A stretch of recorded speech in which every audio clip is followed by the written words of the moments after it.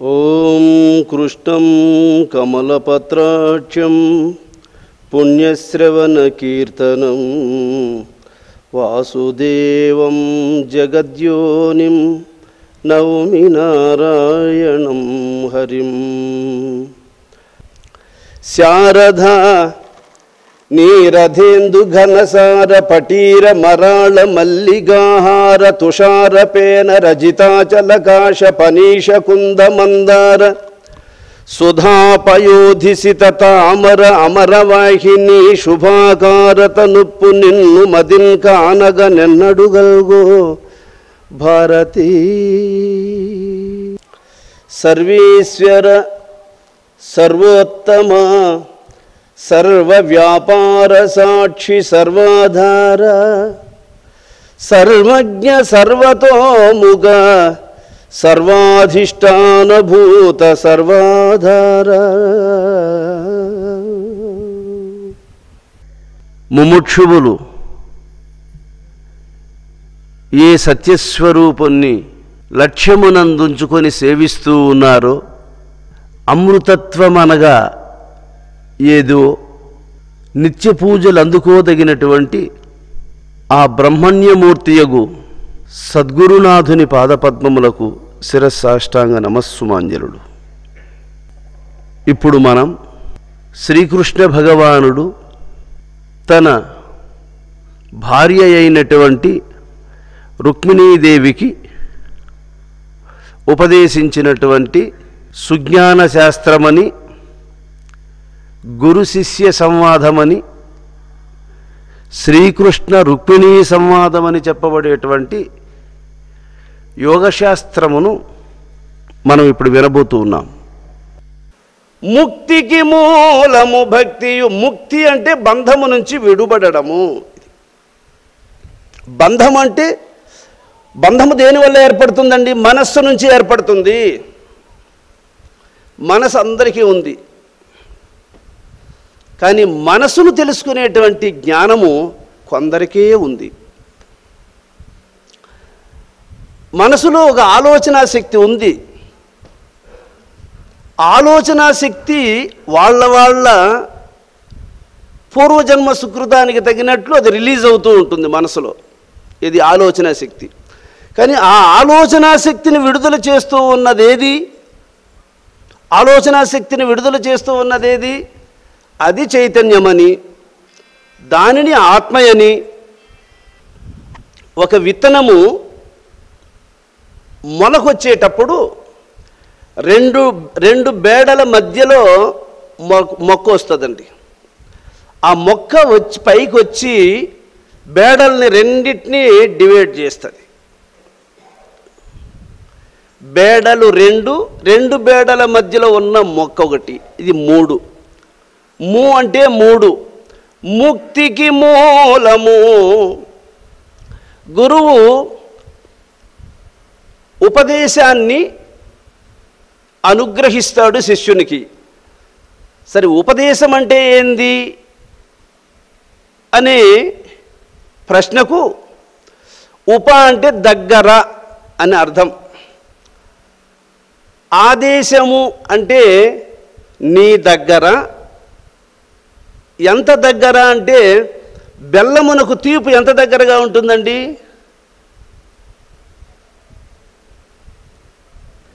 సూర్యునికి కాంతి ఎంత దగ్గరగా ఉంటుందండి?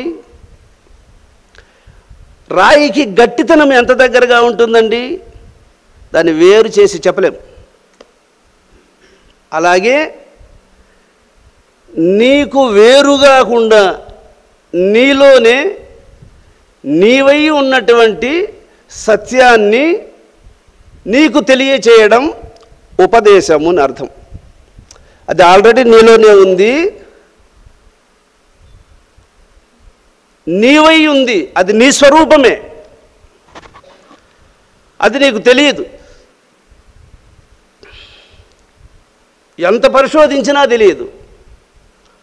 బ్రహ్మ అంతటి వాడు 1000 సంవత్సరాలు పరిశోధన చేసాడు. పరిశోధన చేసి చేసి చేసి సాధ్యం కాక ప్రార్థించాడు.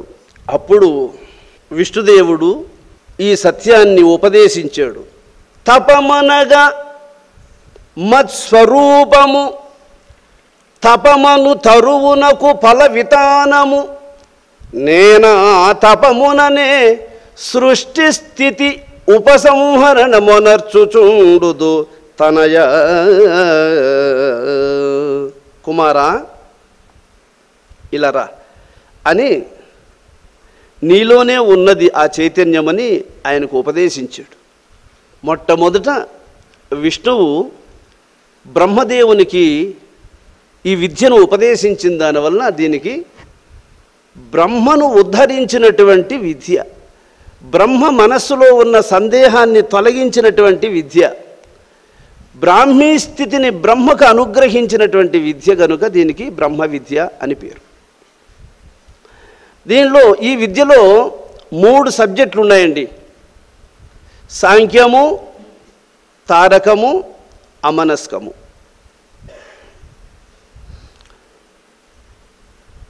ఈ గురువు ఈ 3 సాంఖ్యము మొదటిది, అమనస్కము చివరిది. ఆ మధ్యలో ఉన్నదాన్ని ఉపదేశిస్తాడండి, తారకాన్ని ఉపదేశిస్తాడు. ఈ తారకాన్ని ఉపదేశించడం వల్ల ఈ రెండింటినీ అది ఓపెన్ చేసేస్తుంది. ఎట్లయితే ఒక విత్తనము 2 బేడలను ఓపెన్ చేసుకొని సెంటర్లో మొక్క పైకి వచ్చేస్తుంది చూసారా, అలాగే తారకము అంటే తన స్వరూపమైనటువంటి ఆత్మను గురువు శిష్యునికి ఉపదేశించడం వల్ల అది సాంఖ్యాన్ని అమనస్కాన్ని ఆ రెండింటినీ విశదంగా తనకు అందించేస్తుంది. అది ఈ రెండింటి యొక్క వివరాన్ని తెలుసుకున్నటువంటి ఈ 3వది అయినటువంటి తారకం చివర ఏం చేస్తుందో తెలుసా? పరిపూర్ణము అంటే ఇంకా తెలుసుకోవలసింది లేదు అనే స్థితిని ప్రసాదిస్తుంది. దీన్ని పరిపూర్ణము అంటారు. ఈ పరిపూర్ణ పరబ్రహ్మ స్వరూపాన్ని తెలుసుకోదగినటువంటి బ్రహ్మ విద్యను శ్రీకృష్ణ పరమాత్మ దాని వాల్యూను చెబుతూ ఉన్నాడు. ఈ ముక్తిని పొందాలి అంటే నీకేం కావాలి? భక్తి. భక్తి కావాలి అన్నాడు. అసలు భక్తి అంటే ఏంది? నామాలు పెట్టుకోవడమా, గడ్డాలు పెంచుకోవడమా, కాషాయ వస్త్రాలు ధరించడమా? అసలు భక్తి అంటే ఏంది అంటే బాహ్య భక్తి, ఏకాంత భక్తి, అనన్య భక్తి అని భక్తి 3 తెగలుగా ఉంది. బాహ్య భక్తి పిందె వంటిది, ఏకాంత భక్తి కాయ వంటిది, అనన్య భక్తి పండు వంటిది. పిందె దశను దాటితేనే కాయ అవుతుంది, కాయ దశను దాటితేనే పండు అవుతుంది. పిందిగా ఉన్నప్పుడు రాలిపోయిందనుకో కాయ కాలేదు, కాయ దశలో ఉన్నప్పుడు రాలిపోయిందనుకో పండు దశను పొందలేదు. అలాగే భక్తి మార్గము అంటే ఇలాగా విగ్రహాలను, ఇష్టదేవతను పుష్పములతో అలంకరించి పూజించడం. ఏకాంత భక్తి అంటే మనసులో స్మరణ చేయడం.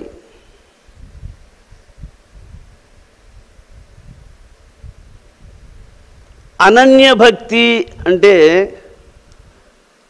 భగవంతుడు నాలోనే ఉన్నాడు, నాకంటే వేరుగా లేడు, ఆయన నేను ఇద్దరము లేము, ఆయనే నేను, నేనే ఆయన. మాకిరువురికి నది సముద్రంతో కలుసుకున్న తరువాత 2గా లేవు ఇంకా సముద్రంలో. నది సముద్రముతో కలిసిపోయినట్లు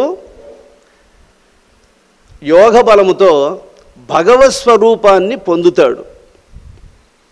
అటువంటి స్థితిని భక్తి అంటారు.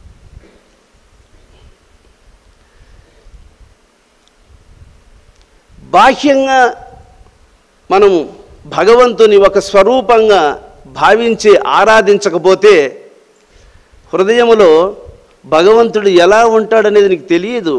ఒక రాముడుగాను, కృష్ణుడుగాను, ఈశ్వరుడుగాను ఒక మూర్తిని పూజించాలి. తరువాత ఆ పూజ నీకు ఎప్పుడు సఫలీకృతం అవుతుందో తెలుసా? గురువు నుండి ఉపదేశము పొందిన తరువాత సర్వము తెలియబడుతుంది. సర్వము అంటే నా విషయాల గురించి 2 మాటలు చెప్తా నీకు. నాకేమీ తెలియదు. నేను 1, 2, 10 వరకు, ఆలు అక్ష వరకు నా చదువు అంతే.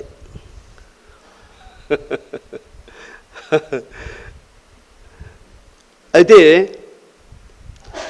ఇవన్నీ ఎలా వచ్చాయి అంటే చదివితే వచ్చేది కాదు జ్ఞానం. చదువులకు దీనికి సంబంధం లేదు. అందుకే దీన్ని ఇక్కడ అవాంగ్మానస అగోచరంబిది ఆరూఢంబిది అంతటయున్నది అంతు తెలియదన్న అనేక శాస్త్రములను గన్న అందరూ అఖండుడనుకున్న ఆశ పిశాచి వదలకున్న గరిమ లగిమ మహిమలెన్ని ఉన్న ఆహార నిద్రలు మానుకున్న అన్ని సాధనలకు అతీతమన్న ఆర్యుల సేవ చేసి తెలుసుకున్న. చూడండి, ఇది మనస్సుకు అందేది కాదు. ఇక్కడ మనస్సు ఫెయిల్ అయిపోతుందండి భగవంతుని విషయంలో.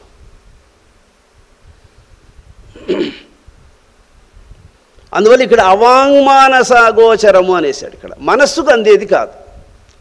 ఇంకెలాగా అంటే మంచి గురుని ఆశ్రయించి మనస్సుంచి శిరస్సుంచి నమస్కరించిన గురు కృప కలిగియు గురు హస్తముని శిరస్సు నుంచి నిజపుత్రుడా నీవు రమ్మని నిజము తెలుపునన్న నీవా పూర్ణ బోధ విన్న కర్మత్రయము తొలగునన్న ఇతరాగాదలంటవన్న జనన మరణములు లేనిదిరన్న జపతపంబులకు అందదురన్న ఆరూఢులకు అనుభవమన్న ఆర్యులు తెలిపిన బోధను విన్న ఎన్నటికి నిస్థిరమై ఉన్నది మాయన్న నిజబోధ. ఇది మంచి గురువును ఆశ్రయించి మనస్సుంచి శిరస్సుంచి నమస్కరించిన గురు కృపగలిగియు గురు హస్తముని శిరస్సు నుంచి నిజపుత్రుడా నీవు రమ్మని నిజము తెలుపునన్న. నిజం అంటే ఏమి? అబద్ధము కానిది, నిజం ఒప్పుకోదగినది. ఎంతటి వారైనా ఎవరైనా వెరీ గుడ్ రైట్, ఇది అక్షరాల సత్యం అని ఒప్పుకోదగినటువంటి దానిని గురువు నీకు ఉపదేశిస్తాడు. ఇది ఉపదేశం అంటే. సర్వసాధారణంగా కొంతమంది ఉపదేశం అంటే ఏమో, అదేమైనా పెద్ద మంత్రమేమో, దాన్ని మనము నియమంగా అనుసరిస్తామో అనుసరించలేమో, అది ఇంతకు మన వల్ల అవుతుందా, ఇంతకు మనకు అది అవసరమా, ఇలాంటి ఆలోచనలు వస్తూ ఉంటాయి. ఎవరికైనా వస్తూ ఉంటాయి. ఎందువల్ల అలా వస్తాయి అంటే వాళ్ళకు తెలియదు కాబట్టి. ఇంకెవరైనా దాని గురించి తెలియజేయడానికి వాళ్ళకు తెలియదు. ఇది అత్యంత దేవరహస్యం కాబట్టి తెలుసుకున్న వాళ్ళు గమ్మునుంటారు, చెప్పలేరు, అంతే. అందువల్ల భవనానికి పునాది ఎట్లా కనపడదో, పుట్టింగిలు ఎట్లా కనపడవో, చెట్టుకు వేర్లు ఎట్టయితే మరుగునుంటాయో, మరుగున వేర్లు ఉంటేనే పైనున్న రెమ్మలు చిగురిస్తూ ఉంటాయి. అలాగా ఈ అనంతమైనటువంటి సృష్టికి మరుగుగా ఉన్నది సత్యం అనేది. అది గురువు ముక్తికి గురుడే మూలము. ఈ బాహ్య భక్తిని, ఏకాంత భక్తిని, అనన్య భక్తిని మూడింటి యందు శిష్యుణ్ణి స్థిరపరచగలిగినటువంటి బోధను బోధించదగినటువంటి వాడు గురువు. గురువు అంటే ఒక వ్యక్తి కాదు, భగవంతుడు అని అర్థం. భక్తియు లేకున్నా ముక్తి బడయగా వశమే. ప్రహ్లాదునికి విష్ణువు మీద ఎంత విశ్వాసం ఉన్నిందో చూడు. దాన్ని ఏమంటారు? భక్తి. విశ్వాసమునకు భక్తి అని పేరు. విష్ణువు ఉన్నాడా అని హిరణ్యకశ్యపుడు అడిగితే ఉన్నాడు అని చెప్పాడు. ఎవరు? ప్రహ్లాదుడు. ఉన్నాడు అని చెప్పడానికి ఆయన ఎప్పుడైనా చూశాడా? ప్రహ్లాదుడు ఎప్పుడైనా చూశాడా? లేదే. అయితే ఎలా చెప్పగలిగాడు? నమ్మకం కదా. ఆయన చూసింది ఎప్పుడు? ఆయన స్తంభములో నరసింహమూర్తిగా ఉదయించినప్పుడు వాళ్ళ ఆయనకు కూడా ఒకేసారి కనపడినాడు, అంతే. అంతకుముందు ప్రహ్లాదునికి అప్పుడెప్పుడు ఆయన పర్సనల్గా ఆయన ఏమి కనపడింది లేదు, ఎప్పుడూ కనపడింది లేదు. కానీ ఎలా తెలుసుకున్నాడు? ఒక తీపి పదార్థము ఎక్కడుంది అనేది చీమ తెలుసుకుంటుంది. అంటే ఎప్పుడు తెలుసుకుంటుంది? ఆ దగ్గరకు పోయి దాన్ని ముట్టుకున్నాక తెలుసుకునే తెలివి కాదు. ఎక్కడుంది ముందుగా తెలుసుకుంటుంది. అది దాన్ని ఏమంటారు? జ్ఞానం. ఒక తేనెటీగకు మకరందం ఉన్న పుష్పములు ఎక్కడున్నాయి అనేది ఎక్కడి నుంచి తెలుసుకుంటుంది. ఎలా తెలుసుకుంటుంది? అది జ్ఞానం. ఎక్కడో వికసించినటువంటి కొన్ని మైళ్ళకు అవతల వికసించినటువంటి పుష్పాలను గుర్తించి కరెక్ట్గా ఆ జడుం పట్టుకొని పోయి అక్కడివి మకరందాన్ని సేకరిస్తుంది తేనెటీగ. ఆ దృష్టి, ఆ జ్ఞానము, అది భగవంతుని మీద విశ్వాసాన్ని కలిగిస్తుంది. అది భక్తి అంటే. అందువల్ల ఎక్కడున్నాడు రా విష్ణువు అని అడిగితే ఆయన అంతటా ఉన్నాడని చెప్పాడు. చూడండి, అలా చెప్పడానికి కారణం విశ్వాసము. ఈ విశ్వాసమునకు భక్తి అని పేరు. ఈ విశ్వాసం ఎలా కలుగుతుంది అంటే పూర్వ పుణ్యము ఉన్న వాళ్లకు విశ్వాసం కుదురుతుంది, విశ్వాసం ఉదయిస్తుంది మనసులో. పూర్వజన్మ సుకృతం లేకుండా ఉండేటువంటి వాళ్లకు ఆ విశ్వాసం అనేది హృదయంలో ఏర్పడదు. సందేహం అనేవి మనసులోకొచ్చి వాని విశ్వాసాన్ని పడగొట్టేస్తుంటాయి.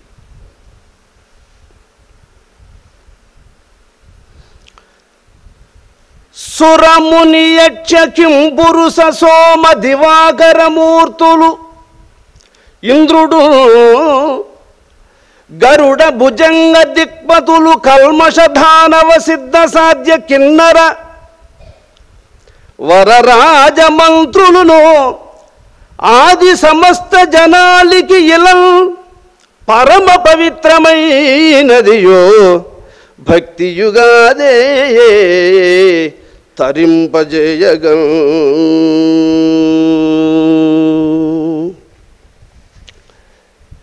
ఓ రుక్మిణి, దేవతలకు కానీ మునీశ్వరులకు కానీ యక్ష గరుడ గంధర్వ కిన్నర కింపురుష సూర్యచంద్రాది సమస్త మానవులు, దేశాలను పరిపాలించే చక్రవర్తులు మొదలుగా సర్వులకు కూడా ముక్తినివ్వదగినది పవిత్రమైనటువంటి భక్తియే కదా. ఓ రుక్మిణి, ఇక్కడ సురలు, దేవతలు, మునీశ్వరులు, దేవతలలో కొన్ని జాతులు ఉన్నారు. యక్ష గరుడ గంధర్వ కిన్నర కింపురుష ఇలాంటి తెగలు. వీళ్ళకి అందరికీ కూడా భక్తి అవసరము అనే పాయింట్ ఇచ్చాడు ఇక్కడ.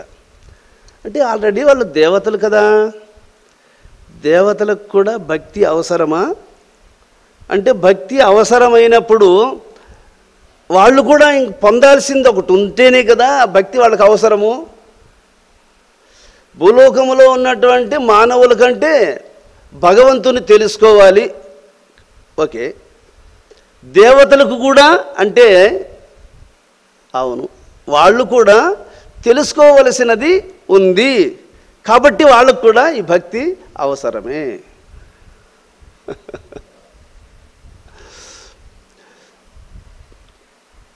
పుణ్యము వల్ల, యజ్ఞయాగాదుల వల్ల, దాన ధర్మాదులను చేయడం వల్ల, అనేక క్రతువులను చేసినటువంటి పుణ్యాత్ములకు ప్రాకృతికమైన శరీరమును దాటుకొని అప్రాకృత శరీరము, దేవతా శరీరం వస్తుంది. అది కూడా ఆ పుణ్యము క్రమంగా పూర్తి కాగా ఆ శరీరం మళ్ళీ దూరం అయిపోతుంది. దేవతలకు కూడా శాశ్వతమైన స్వరూపం అది కాదు. అది పుణ్యము వల్ల ఏర్పడినటువంటి అప్రాకృత శరీరం. కాబట్టి శాశ్వతమైనటువంటి స్వరూపము ఒకటి ఉంది. దానిని తెలుసుకోవడం కోసం వాళ్ళకు కూడా భక్తి కావాలి. కాబట్టి సురముని యక్ష కింపురుష సోమ దివాకరమూర్తులింద్రుడు గరుడ భుజంగ దిక్పతుల కల్మషధానవ సిద్ధ సాధ్య కిన్నర వరరాజమంత్రులును ఆది సమస్త జనాలికి ఇలా పరమ పవిత్రమైనదియో భక్తియు కాదే తరింపజేయగన్. భయమెరుగనివాడు భక్తుడొక్కడే. అందరికీ ఎక్కడో ఒక చోట భయం అనేది అట్లా కదిలిస్తూ ఉంటుంది హృదయంలో. కానీ భగవంతుని విషయములో ఎవరు విశ్వాసం కలిగి ఉంటారో అట్టి పుణ్యాత్మునికి భయము కలుగదు, దీనికి భయపడరు. అరుణాచల రమణ మహర్షికి వాళ్ళ తండ్రి గారు శరీరాన్ని వదిలిపెట్టినప్పుడు ఆయనకు పరిశోధన మనసులో ప్రారంభమైంది. అసలు తండ్రి గారి డెడ్ బాడీ ఇక్కడే ఉంది కదా, వెళ్ళిపోయిందని వీళ్ళు ఏడుస్తున్నారు, ఏం వెళ్ళిపోయింది అనే అన్వేషణ ప్రారంభమైంది అతనిలో. ఓ ప్రాణం అనేది ఒకటి ఇప్పుడు శరీరంలో ఉండడం వల్ల అది వింటూ ఉంది, చూస్తూ ఉంది, మాట్లాడుతూ ఉంది, ఆలోచిస్తూ ఉంది. అది లేదు ఇప్పుడు ఆయనలో. అంటే ప్రాణం వెళ్ళిపోయింది. సరే, ఆయనలో వెళ్ళిపోయింది పోని, కానీ మనలో ఉంది కదా, ఈ శరీరంలో ఉంది. అయితే దీంట్లో ఎట్లా ఉందో తెలుసుకోవాలి అని అప్పుడు ఆయన తనలో ఉన్నటువంటి ప్రాణశక్తిని వెదకడం ప్రారంభించాడు. తనలో ఉన్నటువంటి ప్రాణశక్తిని, ప్రాణం ఉన్నట్లు తెలుస్తుంది కానీ ఇది కనబడదే. ఏంది ఇది కనబడడం లేదే అని అప్పుడు మౌనం వహించాడు.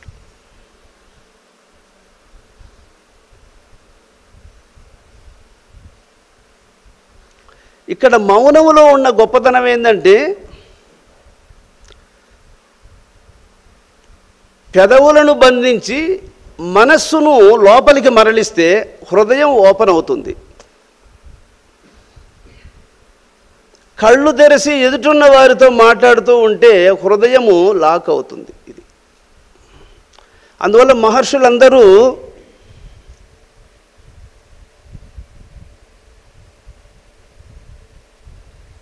ఇలా మనస్సును లోపలికి మరలించుకొని హృదయాన్ని ఓపెన్ చేసుకునేశారు వాళ్ళు. హృదయంలో ఎవరున్నారు తెలుసా? హృదయేశ్వరుడు, గుండెను కదిలించేవాడు, ఆ ఊపిరిని తిప్పేవాడు, నాడీ మండలాన్ని ప్రవహింపజేసేవాడు, దేహాన్ని చైతన్యవంతమనర్చేవాడు. చెవి దగ్గరకు వచ్చి వింటుంది, నాలుగు దగ్గరకు వచ్చి రుచులను చూస్తుంది, మాట్లాడుతుంది, కంటి దగ్గరకు వచ్చి చూస్తుంది, చర్మము దగ్గర స్పర్శను గమనిస్తూ ఉంటుంది, చెవి దగ్గరకు వచ్చి విని మాటలోని సారాంశాన్ని గుర్తిస్తూ ఉంటుంది. అన్ని అవయవాలను తన హ్యాండ్ ఓవర్లో పెట్టుకొని అన్ని అవయవాల దగ్గర విచార జ్ఞానము, పరిశోధనాత్మకమైనటువంటి జ్ఞానం ఒకటి అన్ని అవయవాలను తన కండిషన్లో పెట్టుకొని ఆలోచిస్తూ ఉంటుంది. అదేందది? అది మనసు. ఆ మనసుకు ఆధారము చైతన్యం. ఇది ఆ చైతన్యము ఉన్నట్టు తెలియబడతా ఉంది కానీ కనబడడం లేదు. ఇప్పుడు మీకు ఒక చిన్న సూక్ష్మాన్ని చెప్తా చూడండి. నాకు ఈ మైకు కనబడుతూ ఉంది. ద్రష్ట అంటే నేను, దర్శనము అంటే ఎదుటున్న వస్తువు. నేను ఎదుటున్న వస్తువును చూస్తూ ఉన్నాను, ఇది ద్రష్ట, దీన్ని దర్శనము అంటారు. ఈ వస్తువు నాకు కనపడడానికి ఏమిటి కారణం?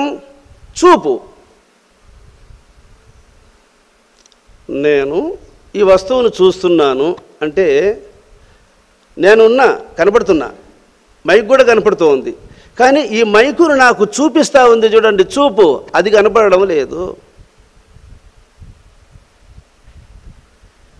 మైకు కనపడుతుంది, దాన్ని చూస్తున్నటువంటి నేను కూడా కనపడుతున్నా శారీరకంగా కదా.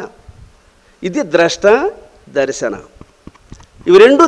ఇది కొంతకాలానికి శిథిలమైపోతుంది, ఇది కూడా కొంతకాలానికి మరుగవుతుంది. ఇవి రెండింటిని చూపిస్తామని చూడండి. ఒకటి చూపు, అది కనబడడం లేదు, అదే ఆత్మ. అది జ్ఞాన దృష్టికి కనబడుతుంది. అది కనబడిన నాడు మోక్షం కలుగుతుంది.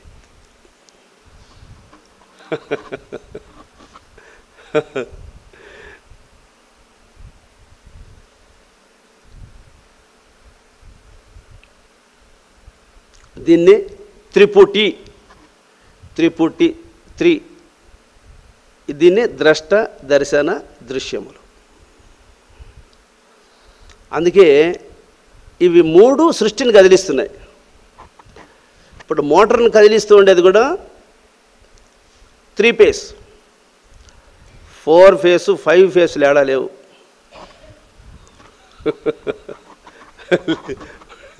3 ఫేసులతోనే మోటార్ కదులుతూ ఉంటుంది. అలాగే ఇది కూడా అలా పాస్ అవుతూ ఉంది చైతన్యం అనేటువంటిది. కాబట్టి ప్రతి అక్షరాన్ని నాకు అవి కనబడుతూ ఉన్నాయి.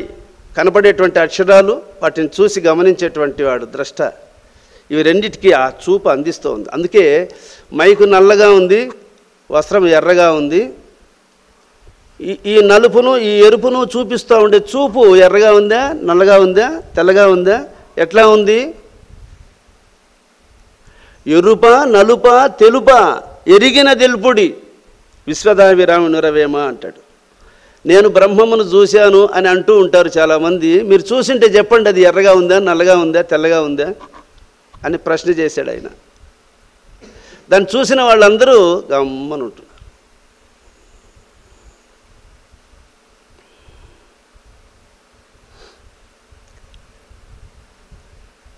కాబట్టి ఇటువంటి చూడండి, ఇప్పుడు నేను అన్ని విషయాలు చెప్తూ ఉన్నా కానీ పరబ్రహ్మస్వరూపము ఇట్టిది అనే అక్కడి వరకు చెప్పుకుంటూ వస్తున్నాం. కానీ దాన్ని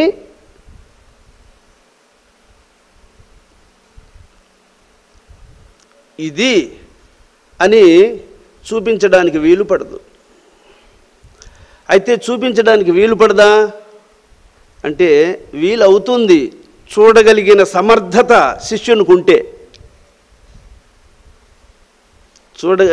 చూపించగానే చూడగలిగినటువంటి సమర్థత వాడిలో ఉంటే అందువల్ల చూపవచ్చును మోక్ష మార్గము, చూపవచ్చును మూలము, చూచే శిష్యుని ఎందుగానము చూపులో నారాయణ అంటాడు అమరనారాయణ స్వామి. చూపించవచ్చు, చూసే శిష్యుడు సమర్థుడు కావాలి కదా, వెతుకుతారు వాళ్ళు, సమర్థుడు కావాలి.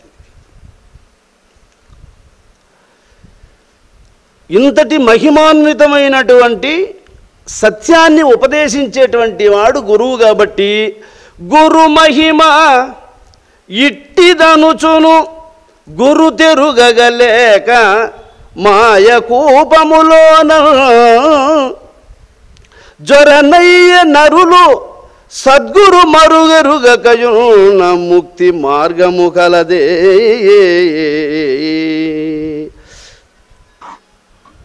గురువు ఇంత అమూల్యమైనటువంటి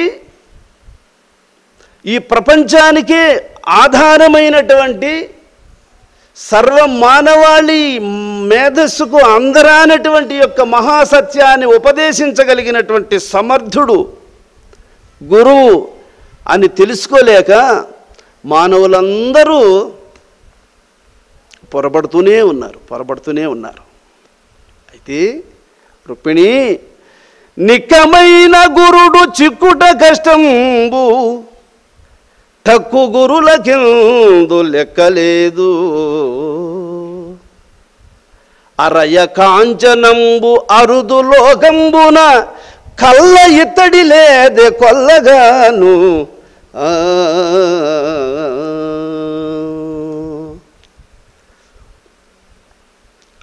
యథార్థమైనటువంటి ఆ పరబ్రహ్మస్వరూపాన్ని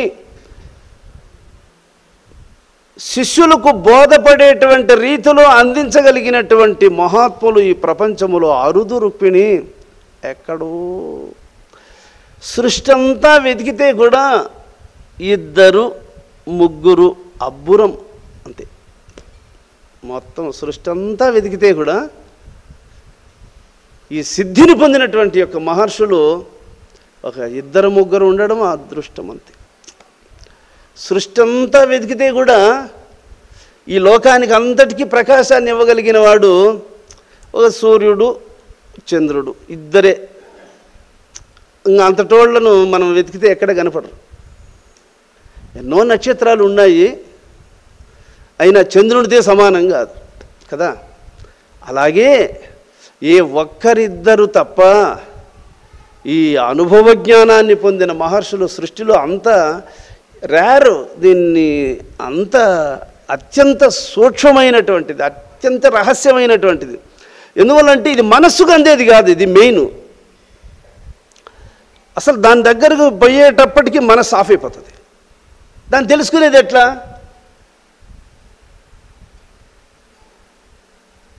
మనస్సు ఇంద్రియాదులకన్నిటికీ అధిపతి.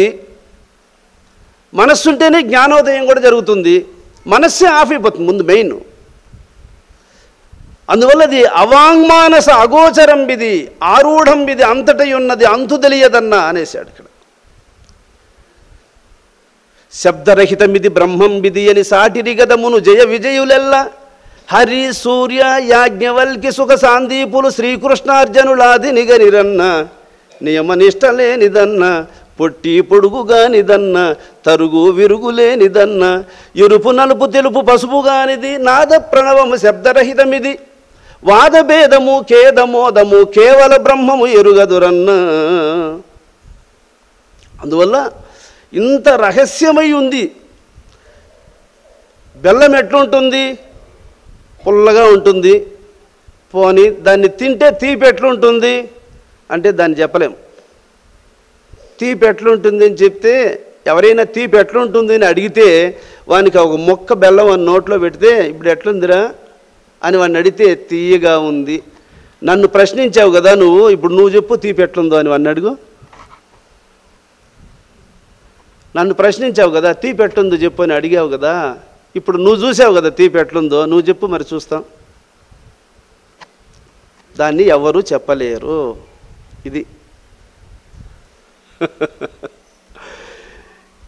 చెప్పలేరు కానీ దాని అనుభవాన్ని మాత్రం అందించవచ్చు.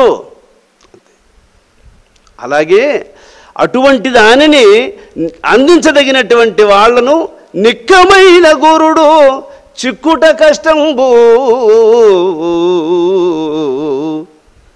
నేను కేశవానంద యోగీంద్రుడు వారిని, మా గురువుగారిని చూచిన తరువాత ఇంతటి గొప్ప మహాత్ముడు గురువుగా లభించడం మన అదృష్టం. నాకు అర్థమైంది ఇతడు మహాత్ముడు, మనల్ని ఉద్ధరించదగినటువంటి వాడు అని. అప్పుడే అన్నీ వదిలిపెట్టిన. తన కులధర్మములు విడిచి దానవ వైరి పదార విందముల్ పనిబడి సేవ చేసి, తన కులధర్మములు విడిచి దానవ వైరి పదార విందముల్ పనిబడి సేవ చేసి, పరిపాకము పొందక ఎవ్వండేని చచ్చినా మరుమేననైన నది సిద్ధి వహించు తదీయ సేవ బాసిన సిద్ధి వహించునే ఎన్ని మేనులం. భాగవతమునందు నారద మౌనేంద్రుడు వారు చెప్పినటువంటి వాక్యం ఇది. కాబట్టి వసుధ దైవంబు చూపిన వాడే గురుడు కనినయాతడే శిష్యుండు గడకతోడ. భగవంతుని ఎవడైతే చూపిస్తాడో అలా చూపించిన వాడు గురువు, చూచినవాడు శిష్యుడు.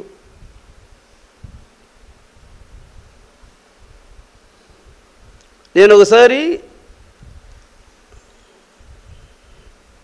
రాజంపేట దగ్గర సుబ్బదాస యోగీంద్రుల వారి శిష్యురాలు సుభద్రమ్మ అనే పుణ్యాత్మురాలు ఉంది అని నాకు వేరే భక్తులు చెబితే, సుబ్బదాస స్వామి గారి శిష్యులు ఉంటే వాళ్ళతో కలుసుకుంటే వాళ్ళ గురువు యొక్క గొప్పతనాల గురించి కొన్ని మనం తెలుసుకోవచ్చు అనేటువంటి ఆలోచనతో నేను అప్పుడు రాజంపేట గుడి వర్క్ జరుగుతూ ఉంది, కన్స్ట్రక్షన్ జరుగుతూ ఉంది. ఒకరోజు నేనే డ్రైవ్ చేసుకొని నాతో కూడా ఒకరిద్దరు పిల్లవాళ్ళని పిలుచుకొని నేరుగా వెళ్ళాను అక్కడికి. వెళితే సుభద్రమ్మ గారు, నాయన మా గురువుగారు, అమ్మా నా మనవడు ఒకడు వస్తాడు, ఈ ఆశ్రమాన్ని మళ్ళీ గోపురాలతో నిర్మిస్తాడు, అది నువ్వు చూస్తావు అని చెప్పి మా స్వామిగారు చెప్పాడు నాయన. మరి అది నేను ఈరోజు విన్నాను, మీరు రాజంపేటలో సుబ్బదాస స్వామి గారి ఆలయం నిర్మిస్తున్నారని చెప్పి నేను విన్నాను. కానీ నేనే మీ దగ్గరికి రావాలనుకున్నాను, మీరే నా దగ్గరికి వచ్చారు నాయన, సంతోషం అని ఆ అమ్మ నన్ను దగ్గర పక్కన కూర్చోబెట్టుకొని అప్పుడు చెప్పిందండి ఒక మాట. మా గురువుగారు సుబ్బదాస స్వామి గారు వీళ్ళిద్దరూ పులపుత్తూరికి ఎద్దల బండిలో పోతూ ఉన్నారట. ఆ ఎద్దల బండిలో పోయేటప్పుడు సుబ్బదాస స్వామి గారు మా గురువు గారిని అడిగారట, నాయన ఒక తత్వం పాడురా అని అడిగితే, అప్పుడు శరణు తిరుమూడి మార్గమెడలిన తండ్రులకు అనే తత్వాన్ని ప్రారంభించి అందులో చిక్కు చీకాటి కావల చుక్కల కాంతి మీరి మాకువ ఆపోజ్యోతిని చక్కగా చూచు వారికి అనే పాయింట్ వచ్చినప్పుడు, కేశవ అటు చూడరా అన్నాడట. అంతే, అటు చూడగానే స్వామిగారికి భగవద్ దర్శనం అయింది. ఎక్కడ? ఎద్దుల బండిలో కూర్చొని ఉండేటప్పుడు. ఆ నిర్వికల్ప స్థితి కలిగిన తరువాత మళ్ళీ ఒక 3 కిలోమీటర్లు ఉంటుందండి. ఆ 3 కిలోమీటర్ల దూరం బండిలో వెళ్ళి అక్కడ స్వామిగారిని 4 మనుషులు బండిలో నుంచి ఎత్తుకొని వచ్చి కింద కూర్చోబెట్టారట వాళ్ళ ఇంట్లో. అప్పటికి కూడా మా గురువు గారికి బాహ్య స్మృతి రాలేదు.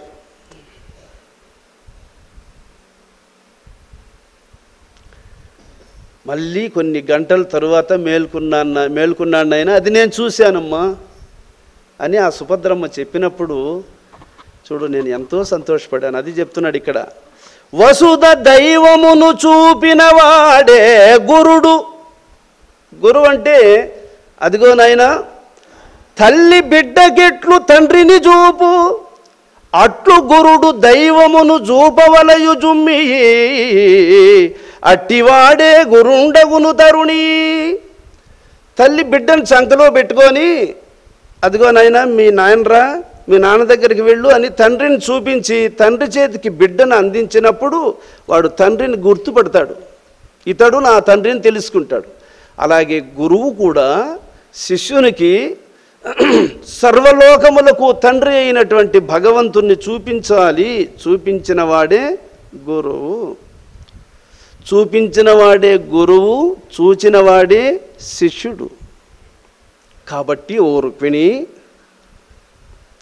సత్పురుషులైనటువంటి పుణ్యాత్ములను దర్శించాలి.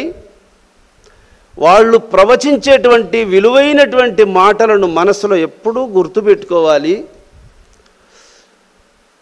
దుర్మార్గులైనటువంటి వాళ్ళతో స్నేహం ఎప్పుడూ చేయకూడదు, వాళ్ళకు దూరంగా ఉండాలి అని చెబుతూ, సరసుల చెంత చేరినను సాధుగుణము బులువచ్చు నేరికి,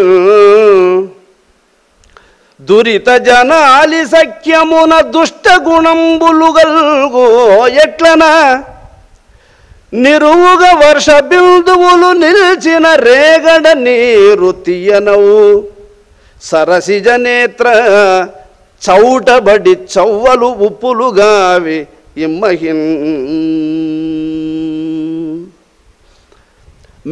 మేఘమండలము నుండి జాలువారినటువంటి వర్ష బిందువులు మంచి రేగడ భూమిలో పడినటువంటి చినుకులన్నీ త్రాగడానికి సారవంతమైన నీరుగా ఉంటాయి. చవట భూమిలో పడినటువంటి చినుకులన్నీ ఉప్పు నీళ్లుగా మారిపోతాయి కదా. కానీ ఈ చినుకులు ఆ చినుకులు కూడా మేఘమండలం నుంచి వచ్చినవే. కానీ కొన్ని చినుకులేమో చవట భూమిలో పడి ఆ చవట భూమితో కలిసి ఉండడం వల్ల అవి ఉప్పు నీళ్లుగా మారిపోతాయి. సారవంతమైనటువంటి భూమిలో పడిన చినుకులు ఆ సారవంతమైనటువంటి భూమితో కలిసి ఉన్న దానివల్ల ఆ నీరు త్రాగడానికి ఉపయోగపడుతూ ఉన్నాయి. అలాగే అందరూ భగవంతుని సృష్టిలో వాళ్లే అయినప్పటికీ సన్మార్గుల స్నేహము చేసిన వారు బాగుపడుతున్నారు, దుర్మార్గుల స్నేహము చేసిన వారు చెడిపోతున్నారు. ఖ్యాతిగా సద్గురు చేరియు జ్యోతిని కనలేక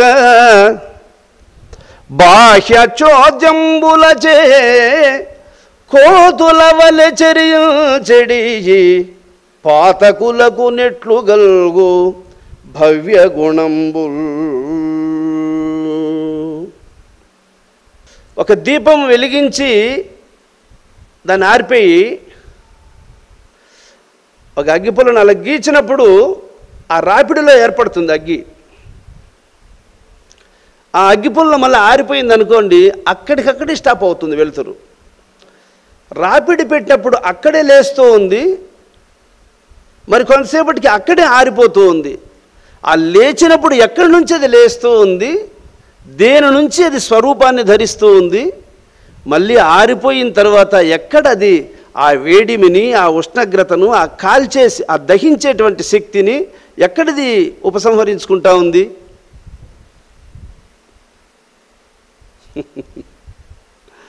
అగ్గిపుల్ల కొడుతూ అక్కడే లేస్తుంది అగ్గి.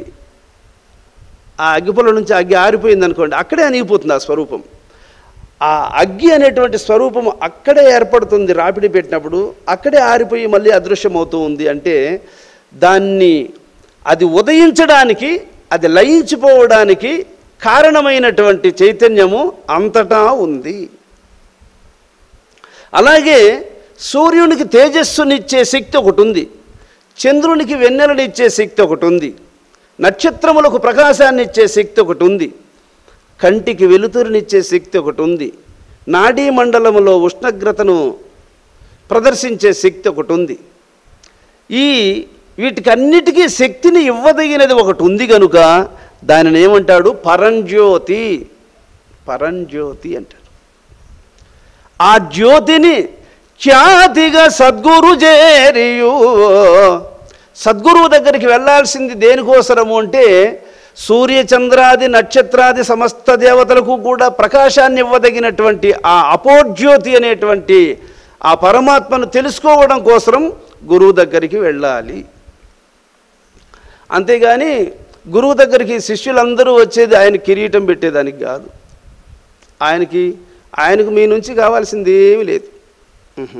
అని తెల్ప గురు మహత్యము విని అద్భుతమంది బ్రహ్మ విద్యయనంగ వినియుడ ఎట్టిదో అది వినిపింపుమల్న సతికి విభుండిట్లనియే.